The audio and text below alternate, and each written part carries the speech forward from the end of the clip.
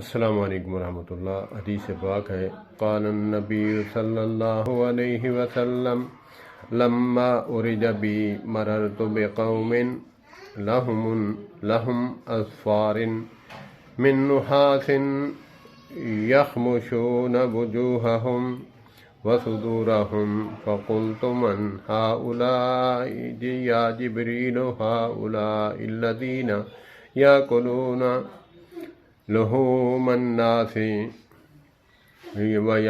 ویقعون فی اعرضهم۔ ترجمہ حضرت انس بن مالک رضی اللہ تعالیٰ عنہ روایت فرماتے ہیں، نبی پاک صلی اللہ علیہ وآلہ وسلم نے فرمایا، مجھے معراج کی شب جب لے جایا گیا تو میرا ایک ایسی قوم سے گزر ہوا جن کے ناخن تانبے کے تھے اور وہ اپنے چہروں اور بدن کا گوشت نوچ رہے تھے۔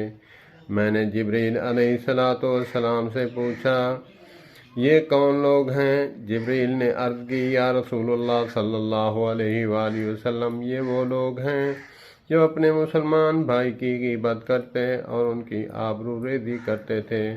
اللہ پاک ہمیں ان گناہوں سے بچنے کی توفیق عطا فرمائے، غیبت جیسی لعنت اور آبرو ریزی